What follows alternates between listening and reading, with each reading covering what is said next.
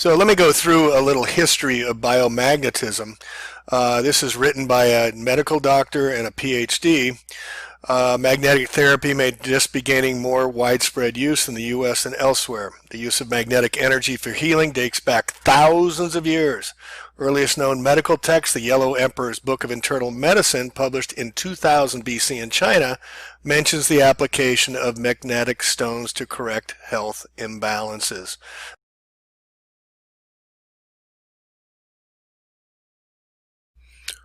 Chinese medicine is the oldest of all medicines, as they stated, dating back almost 5,000 years ago. And we can read here the oldest known medical book on Oriental medicine, the Yellow Emperor's Classic of Internal Medicine, thought to have been written around 3000 BC, mentions the practice of placing magnets on acupuncture points. Magnetic acupuncture has been used in the East in many forms right up to the present. Today, the practice has evolved into applying tiny magnetic discs to acupuncture points. In the West, Swiss physician Marcus Weber, 1992, describes the result of a study using pulse magnetic fields on 1,712 patients with inflammation, joint and organ disorders, fractures and acute injuries, and circulatory disorders. 60% of the evaluating physicians described the outcomes as good or very good, and no side effects were observed. So here we see the history of magnetism. For thousands of years, many cultures such as the Chinese, Egyptians, Arabs, Greeks, Romans, and Indians have used magnets for balancing health. 2000 BC, Greek physician Galen noted in his book De Simplicium Medicamentorum Temperamentis ac Factotatibus the use of magnets for purgative uses. 1000 AD, Persian physician Ali Abbas used magnetism to alleviate spasms and symptoms related to gout. In 1269, Pierre de Matacourt differentiated between the two poles. 12th century Arabs, Vikings, and Europeans used magnets for navigation. And then we get into the 16th century Swiss physician Paracelsus. The ancient Egyptians who built pyramids, we still can't figure out how, why, or how they did it, were apparently acquainted with the power of magnets. Legend has it that Cleopatra slept with a magnetic lodestone in her forehead to preserve her youthful appearance. The word magnet comes from the ancient Greeks. It is thought to derive from magnes lithos, meaning, quote, stone from magnesia, end quote, an area of Greece that was known for its volcanic rocks with magnetic attributes. The Greek philosopher Aristotle spoke about using magnets as healing therapy. Paracelsus, magnets energize the body's life force. The next promulgator of magnetic therapy was Paracelsus, a physician and alchemist born in Switzerland, 1493. He was the first to propose that illnesses were caused by the external substances, the concept of disease, not the imbalances in the body's humors, the dominant theory at the time. Dis-ease. Paracelsus advocated using magnets to energize and influence the body's life force to start the healing process, treating everything from inflammation to diarrhea to epilepsy. In 1600, William Gilbert, court physician of Elizabeth I of England, published the first scientific treatise on magnetism, De Magnete. The term lodestone for magnetized stones is from the Middle Ages, when the lodestone or guiding stone was used in compasses by sailors as a navigational tool to find true north. As above, so below. Mesmer. Magnetism can treat mental illnesses and other conditions. Franz Anton Mesmer, an 18th century mathematician and physician, wrote his doctoral thesis on the effects of the fields on human health. He proposed that there was a magnetic energy flowing throughout the universe and inside the body as well. Mesmer thought the body had magnetic poles and that illness was caused by these poles moving out of alignment with the universal magnetic flow. He experimented with using magnets to treat seizures and other conditions. Mesmer claimed that he could heal by touch, applying his own magnetism to influence the magnetic flow in the patient's body. Mesmer believed that magnetism could treat mental illnesses directly and other conditions indirectly. He became famous for traveling around Europe as a healer, and he later opened a magnetism salon in Paris. In his salon, patients sat in water-filled vats containing iron filings and rods. Patients would pour magnetic water on parts of their bodies affected by illness and sometimes join hands to facilitate the magnetic flow, all accompanied by music and colored lights added by the theatrical mesmer. Patients sometimes fainted or went into convulsions, later claiming they were, quote, mesmerized. That's where it comes from, folks. Mesmerized. Mesmer's notions of magnetism gradually came to be viewed as hypnotic suggestion, hence the current meaning of the word mesmerized. A lot of people here say, oh, it's the placebo effect as well, that don't want to get more deeply into how this works. Around 1800, Alessandro Volta constructed the first battery, which produced a small, steady electrical current. Michael Faraday, the Faraday cages, and others established the link between magnetism and electricity. Faraday demonstrated that a magnet in motion can produce electricity and that the flow of electricity produces a magnetic field. Also, we have Frankenstein showing the energy of magnets being used on Shelley Frankenstein's book, or Mary Shelley's Frankenstein book. The discovery of electron at the end of the 19th century moved electromagnetism to the atomic level, demonstrating that all matter is essentially electric in nature. Magnetic therapy fell into disfavor following World War II and the Flexner Report, and the development of antibiotics. Anti means against, bio means life. Antibiotics means against life, and biochemistry-based medicine. Today, magnetic therapy is seeing a resurgence in use and is officially approved therapy in over 45 countries worldwide. Amen. All right, so let's move forward to the mid-1800s when many changes took place in world knowledge, thought, education, and understanding. The American Institute of Homeopathy was formed in 1844. At the time, homeopathy was widely used in the U.S. both by doctors and in the home, and only reached its peak of popularity in the 1870s. At the turn of the 19th century, there were more homeopathic hospitals in the U.S. than any other kind. Allopathy is the curing of disease by inducing an action of a different kind. The American Medical Association, the AMA of Doctors, was formed in 1847 to promote surgery and non-homeopathic medicine and specifically aimed to overcome homeopathy in the U.S. A member of the AMA could be struck off for consulting or even being married to a homeopathic physician. Other therapies, such as electrotherapy, also popular, were not targeted in the same way at the time. The Flexner Report debunked on, quote, non-scientific medicine did not appear until 1910 with the Flexner Report. And I'm not going to get into it here, but the Western medicine is Rockefeller Medicine, founded Columbia Medical School, and the PhD system is all by Rockefeller.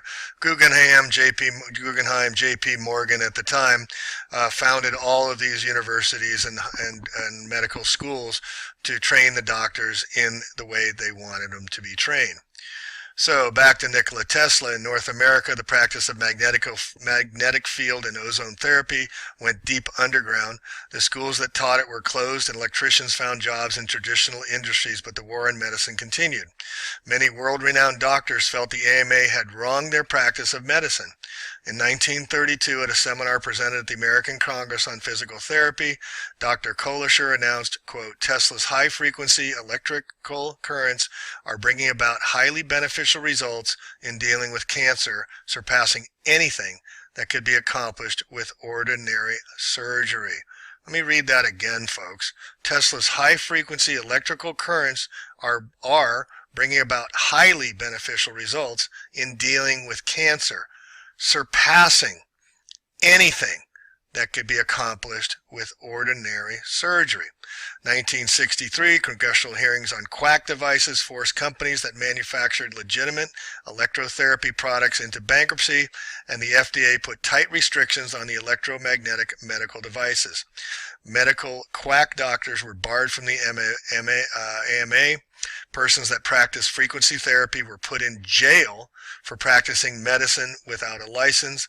The pharmaceutical industry is now dominating force, with Valium discovered in 1960. So again, other countries are picking it up. Soviet Union is using Tesla medicine. Germany is using Tesla medicine as well. And it's coming back to the United States. Even Dr. Oz, the one who doesn't vaccinate his children because his wife tells him not to and she runs the house, but he advises vaccines on everybody else, just like the Bill Gates and Hell family doesn't vaccinate. He's bringing out this pulsed electromagnetic field therapy to his American audiences. And here's more on it, teslasmedicine.com, the healing fields of Nikola Tesla.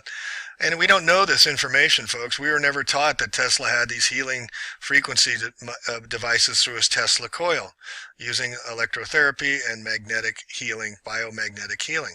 This desire that guides me in all I do is the desire to harness the forces of nature to the services of mankind. And then we can go down here and see the emphasis I place on Tesla in the various videos you will see here comes from realization that he was very influential as being the originator of extremely advanced magnetic field therapy. He envisioned building schools and hospitals with Tesla coils embedded into the walls when doctors were still shocking their patients with early versions of TENS machines. I want to introduce the audience to a historical perspective of Tesla's medical technology, follow its demise here in the West, migration to Europe, and finally its return as a legally licensed medical device in Canada and the United States. So this gentleman's made a video called The Healing Fields of Energy Medicine. And just understand too, cannabis, remember cannabis has been banned since 1934 when they showed a black woman allegedly, a white man allegedly raping a black woman, a white woman because she was high on dope, and that started the ban. So Hearst could get his newspapers made not out of hemp oil but out of forestry and many other, to get it hemp, the healing cancer, Simpson oil and whatnot, that heals cancer from being in the marketplace. We could not have that. So that's another thing that was banned, and now it's being brought to the light. So here, the electricians rushed out to build or purchase these machines without any medical training to start using them on patients. It doesn't take doctors to learn this stuff, folks. The Electrotherapeutic Association was formed in Buffalo with chapters in Hamilton and Toronto because electrical power became available to the public. Hospitals in Buffalo became famous worldwide by offering Tesla treatments and cures for the most serious of diseases, and they could boast a very high success rate. Buffalo became famous by offering Tesla's treatments and cures for the most serious of diseases, and they could boast a very high success rate. So again, Tesla was an empath.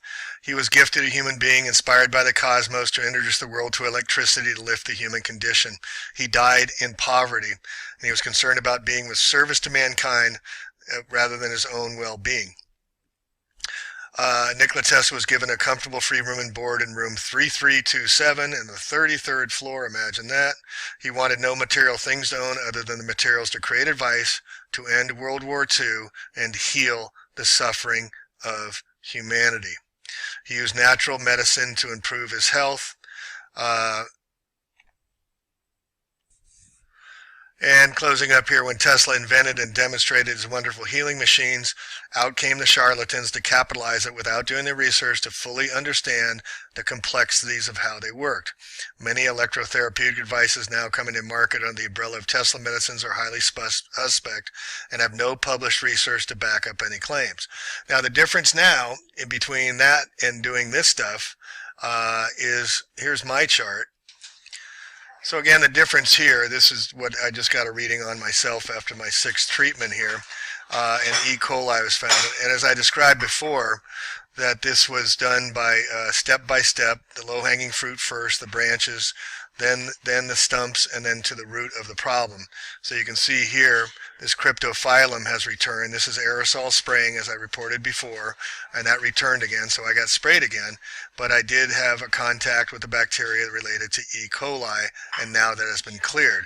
Tesla used a radionics device. This is just used as magnets placed around the body. It doesn't require a big box device that they attack Tesla for using the devices as. It's not required in this type of treatment protocol. So again, to emphasize, in 1910 with the Flexner Report, it transformed medical education. Abraham Flexner, was published in 1910. He was the brother of the president of the Rockefeller Institute and was modeled after Johns Hopkins, and we've been disallowed from using magnetic therapy, energetic healing, universal energetic healing since that time until now. Let's get into Dr. Randolph Stone. So we covered how Tesla was buried with the Flexion Report in 1910 by Carnegie and the Rockefellers, and they banned it through the AMA and called it quackery.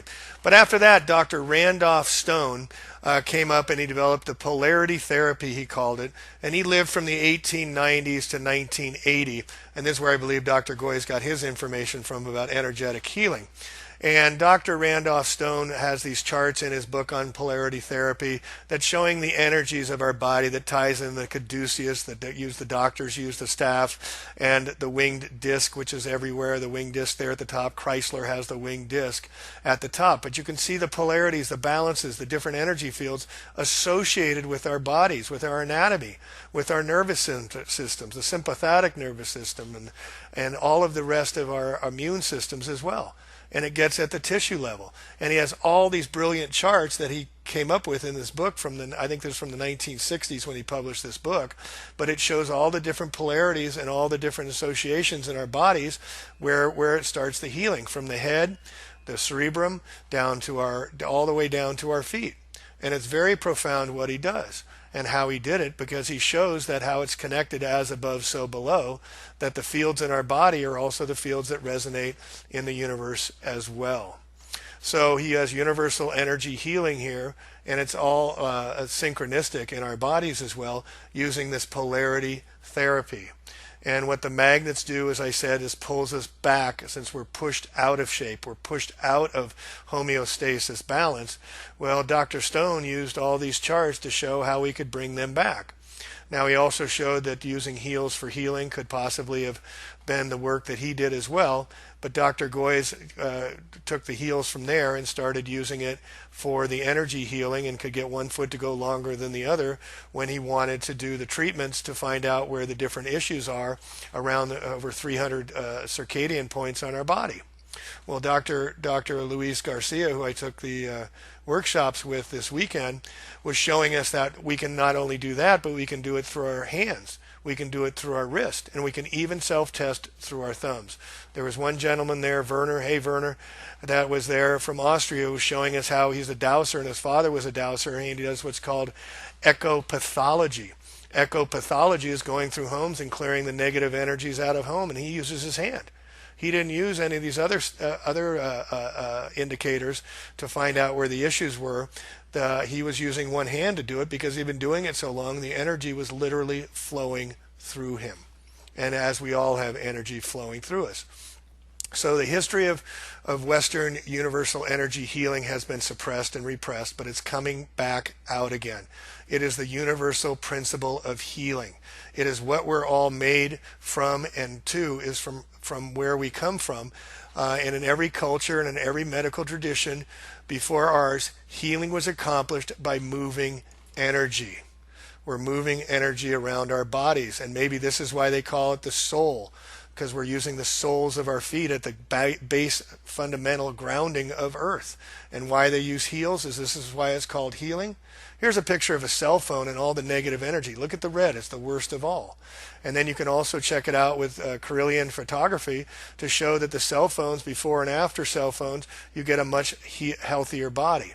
So the invisible field electromagnetic energy is picked up with this Kirlian photography, and you can see the human emanations of when we're out of homeostasis and our cell structures are out of whack, so is our aura. And then once we get it in balance, we go from a sick to a healthy person. We're in homeostasis energetically and spiritually and physically. These are actual picture. There's an actual picture of Kirlian photography of energy fields after treatments. And so there's many parts of our energies that are right outside our body. One reason they call it surgery in the hospitals is because it's surging. It's electrical power. That's why they use the paddles to start your heart with electromagnetism to bring your heart back again, because they're using energy and electricity. And what it does on the cellular level is brings it back and rebuilds and restores. So using Kirlian photography, they found that not only can we find what a healthy body is once it's been treated, and we can prove empirically that biomagnetic energy works, but it also is the same on plants. Here is a flower with has energy, and then here's a one with has after the Carillion photography a picture of it. How about raw foods versus cooked foods? You can see the complete loss of energy with cooked foods. Here is a mushroom that has been organic mushroom versus commercially grown mushroom. You are what you eat. Hippocrates would not do any treatments, the father of Western medicine. Here's a strawberry. Hippocrates would not do any treatments in Western medicine without reading somebody's astrology chart, because we're all connected to the ether. We're all connected in the universal principle. And as above, so below. As within, so without. As the universe, so the soul. So here we have our energy beings, and now we're looking to talk about frequencies. We're looking to talk about universal energy healing using these magnetic principles. And so I'm very excited and very blessed to be able to learn about this treatment and protocols that we can start offering. And here's the different energy areas where you could be going through to start the treatments. And in the next video, or videos, if Dr. Garcia okays it, I'll be releasing some of the videos we took from the seminar. But is it true that Jesus was a healer too, and the reason he washed the feet of the apostles, not to show his humbleness in his last act before he was crucified? Was it because he was grabbing their heels to start to heal them biomagnetically, bioenergetically, using biofeedback? Bio is life. Anti means against. Antibiotic, against life. Think about what they're doing to us, folks. Think about Bill Gates and everybody's plans. Think about the plague outbreak that occurred out in Oregon here a few weeks ago. I chronicled with the Yersinia pestis virus that went live because it was found in me. It was found in the healer that was treating me and others. And Dr. Garcia said he's finding Yersinia pestis in a lot of people. And then Bill Gates is warning of an epidemic that could kill over 30 million people. So here we have an answer. We can clear this from people. We can heal them using biomagnetic energetic healing. So we are becoming light healers. We were becoming a higher consciousness, and we have those that are still around to thank, and then those to thank also from previous that laid the foundations from which we are learning and growing from, including Dr. Goyes from Mexico, who's been doing the treatments for 20 years, who possibly likely got the information from Dr. Randolph Stone, who got it from Tesla, who got it from the ancients. And Dr. Garcia, Luis Garcia from Colombia, has moved to the United States.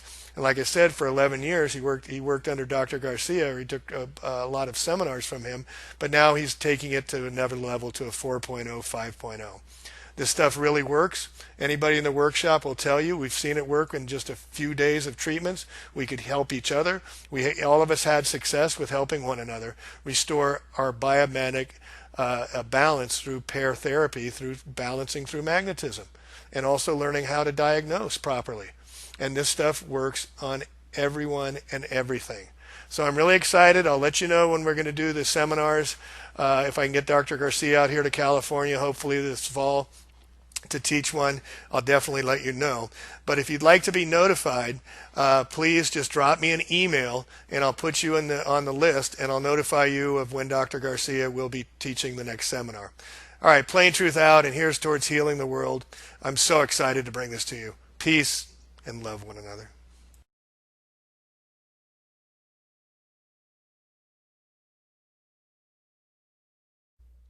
In researching biomagnetics the past few months, going back into the history, this book, Vibrational Medicine by Dr. Richard Gerber, has shown me the history in a way that I can't find anywhere else. So I'm going to read from this.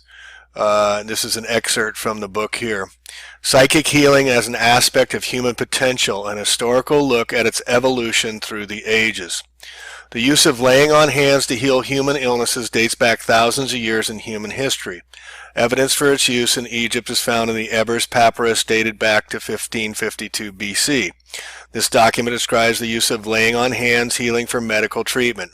For centuries before the birth of Christ, the Greeks used therapeutic touch therapy and their Asclepian temples for healing the sick. The writings of Aristophanes detail the use of laying on hands in Athens to restore a blind man's sight and return fertility to a barren woman. The Bible has many references to laying on of the hands for both the medical and spiritual applications. It's well known that many of the miraculous healings of Jesus were done by the laying of hands. Jesus said, quote, "These things that I do, so can ye do, and more." Laying on the hands of healing was considered part of the work of the early Christian ministry as much as preaching and administering the sacraments. In the early Christian church, laying on hands was combined with the sacramental use of holy water and oil.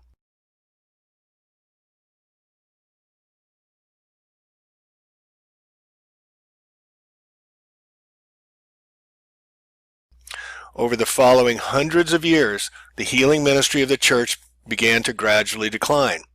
In Europe, the healing ministry was carried on as the royal touch. Kings of several European countries were purportedly successful in curing diseases such as TB by laying of hands. In England, this method of healing began with Edward the Confessor and lasted for 7 centuries and ended with the reign of the skeptical William IV. Many of the early attempts at laying on of the hands healing seem to be predicated upon a belief either in the powers of Jesus or the king or a particular healer. There were other contemporary medical theorists who felt the special vital forces and influences nature were the mediators of these healing effects. A number of early researchers into the mechanisms of healing theorized on the likely magnetic nature of the energies involved. One of the earliest proponents of a magnetic vital force of nature was the controversial physician known as Paracelsus from 1493 to 1541. Now remember the ages of Columbus, 1492, it's all coming around at the exact same time. In addition to these discoveries of the new drug therapies, Paracelsus founded the sympathetic system of medicine according to which the stars and other bodies, especially magnets, influenced humans by means of a subtle emanation of fluid that pervaded all space. His theory was an attempt to explain the apparent link between human beings and the stars and other heavenly bodies. This is also why astrology works. It's their energy beings. The stars are called luminaries. The ancient called them luminaries because they were light beings. Paracelsus's sympathetic system may be viewed as an early astrological insight into the influences of the planets and the stars of human illness and behavior. Hippocrates, the father of modern medicine, would never diagnose a patient without looking at his astrological chart first.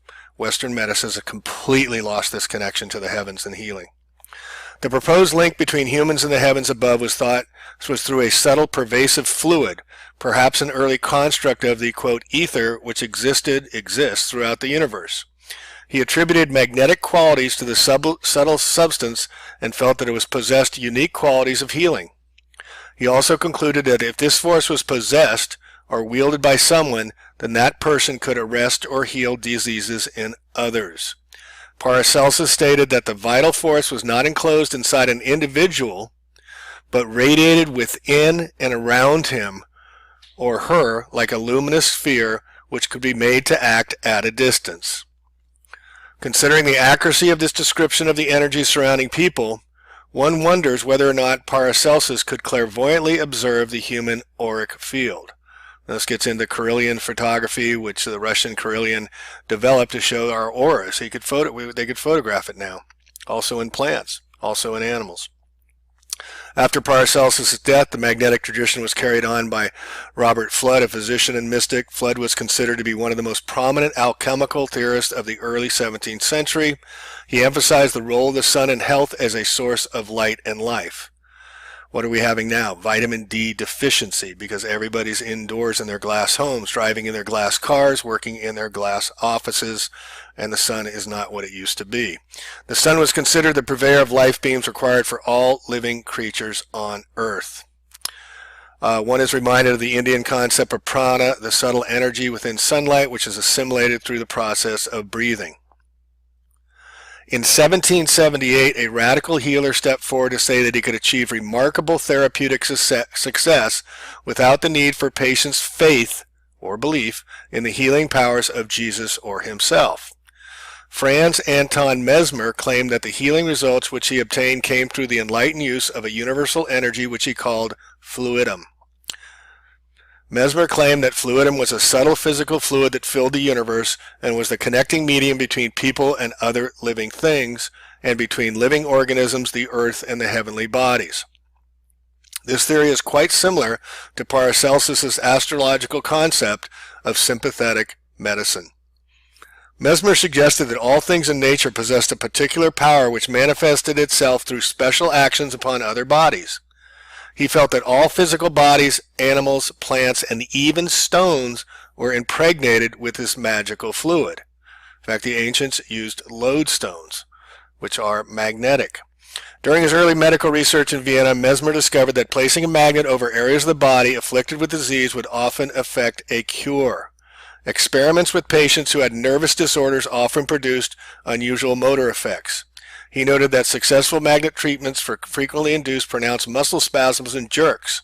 He came to believe that magnets he used for therapy were mainly conductors of an ethereal fluid which issued forth from his own body to create subtle healing effects in patients. He considered this vital force or fluid to be of a magnetic nature, referring to it as, quote, animal magnetism, to distinguish it from mineral or ferromagnetism. Through his research, Mesmer came to believe that this subtle energetic fluid was somehow associated with the nervous system, especially when his treatments would often cause involuntary muscle spasms and tremors. He hypothesized that the nerve and body fluids conveyed the fluidum to all areas of the body where it animated and revitalized those parts. Mesmer's concept of fluidum is reminiscent of the ancient Chinese theory of qi energy, which flows through the meridians, feeding the vital force to the nerves and tissues of the body.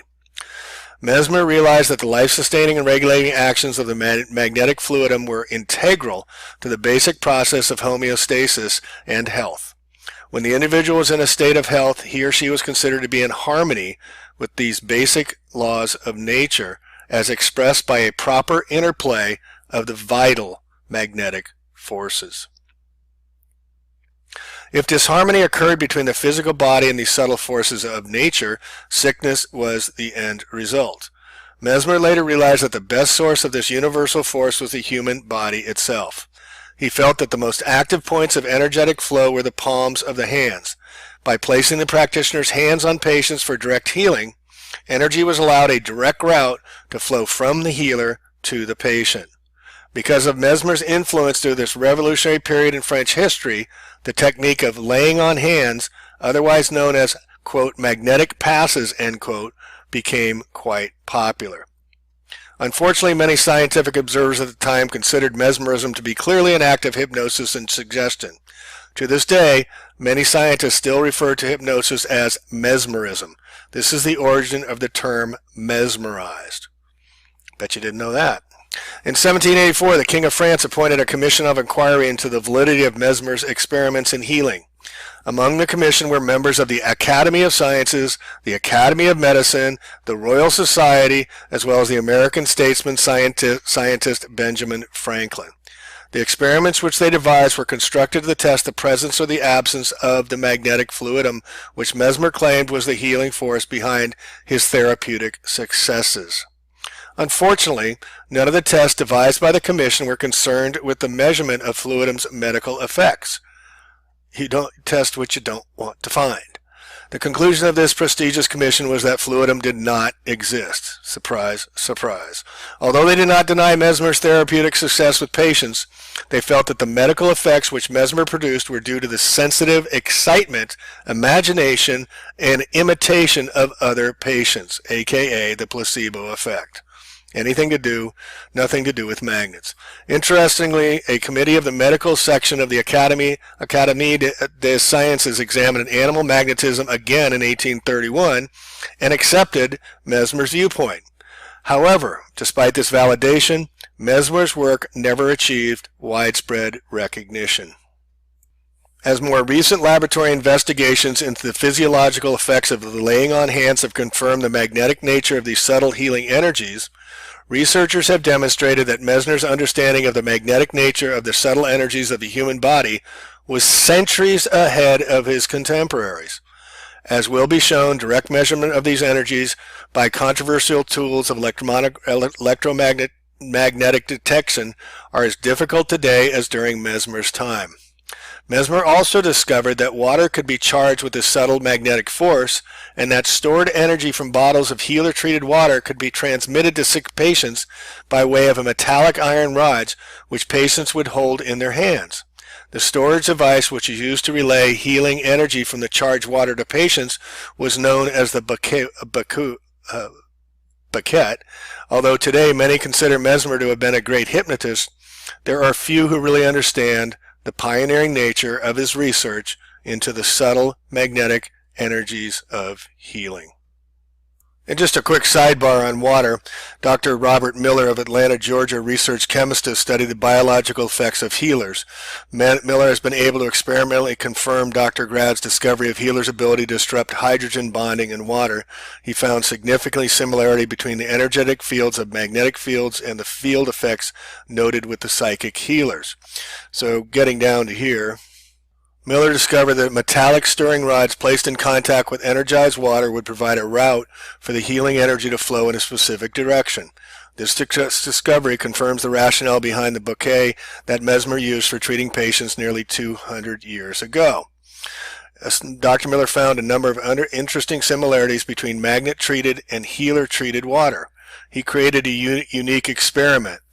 He placed a solution of supersaturated copper sulfate in a magnetic field at 4,500 Gauss. Gauss is the Tesla measurement for magnets, for 15 minutes. When the crystals eventually formed, Miller noted they were of the turquoise blue variety noted in the healer-treated solutions instead of the usual jade green.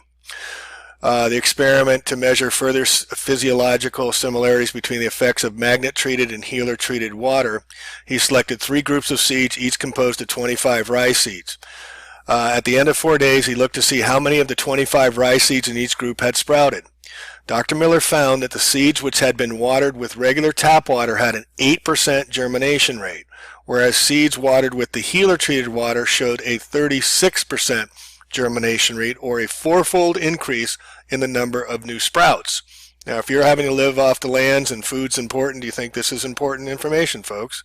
But even more surprising was Miller's discovery that seeds which had been watered with magnetic treated water showed more than an 8-fold increase, or 68% rate of seedling germination.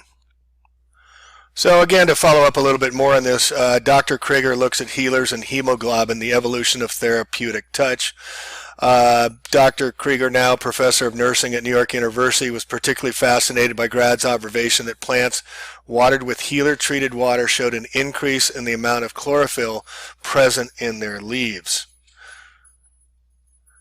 Krieger wished to examine and confirm the effects of healers on humans in an analytical method which would separate the influence of belief.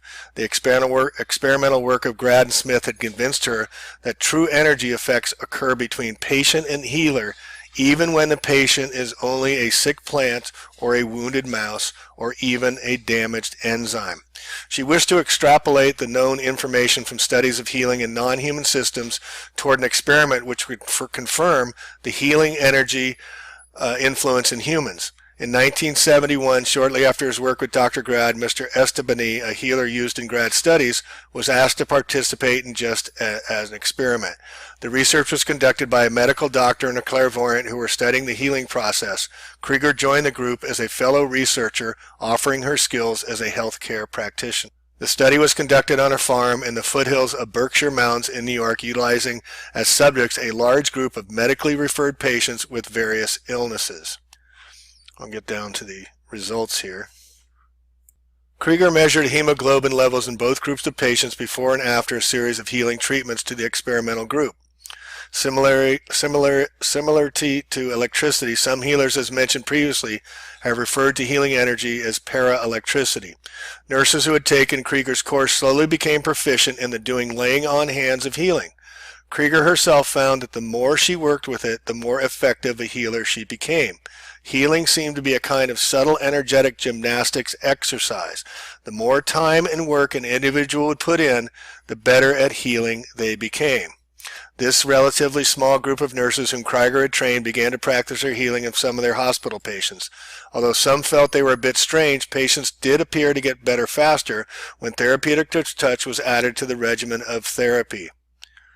They also worked their healing ministrations on anyone that would be willing to try an experiment. This would occasionally include sick and wounded stray dogs and cats with whom certain nurses achieved remarkable results. After observing some of the results obtained by the healer nurse trainees, Krieger became firmly convinced that non-psychic individuals could be taught to do the healing. She concluded that therapeutic was much a natural human potential which could be demonstrated by individuals who had a fairly healthy body. In addition, these qualities the potential healer had to be educable because though therapeutic touch might seem like a simple act, she found that in reality it was quite complex to do in a conscious manner. Krieger's study utilized registered nurses who were under her direction in hospitals and other health facilities in the metropolitan New York area. She studied 32 registered nurses and 64 patients designed similar to her two previous research projects. 64 sick patients were divided into two groups, 32 each. The control group had a regular medical and nursing care under the direction of 16 non-healers.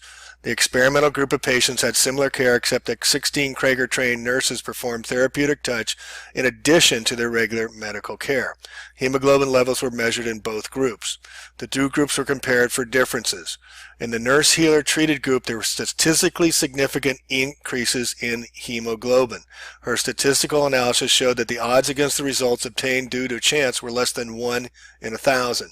Now, this is in the new book, the 3rd edition, but it's not in this link here, so I'm going to have to read from it. Krieger's study was repeated in 1973 with a larger group of patients and even stricter controls to answer criticisms directed toward the design of her study. 46 patients in experimental group and 33 ill patients in her control group. Again, she achieved similar data. The tendency for healing energy to increase hemoglobin has been found to be so strong that cancer patients who have undergone laying on hands healing have occasionally shown rises in hemoglobin levels in spite of treatment with bone marrow suppressive agents, which would predictably induce anemias. Many unique applications have come from the use of this healing art in the hospital setting. In one preemie unit in New York, nurses began to use therapeutic touch on premature infants as part of their medical care. The medical staff began to note such tremendous strides in infant progress and weight gain that they sheepishly asked the nurses what they were doing that was different from the usual regime.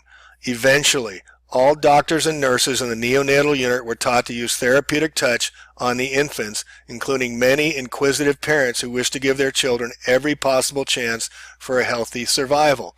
In another hospital in New York, doctors and nurses in the emergency room began to use therapeutic touch to ease and quiet many of their patients coming in and out of psychedelic drug overdoses.